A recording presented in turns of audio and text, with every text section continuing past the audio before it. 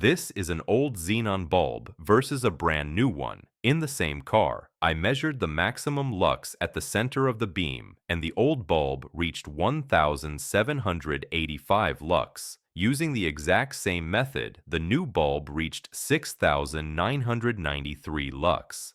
That's almost 4 times more light at the hotspot.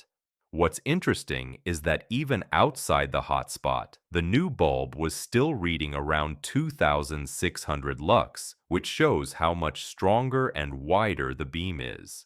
This was a maximum lux reading, not an average, but it clearly shows how much brightness xenon bulbs lose over time. You can also see the difference in the bulbs themselves. The old one is worn and burned, while the new one is clear and bright. On the wall, the new bulb produces a much stronger beam.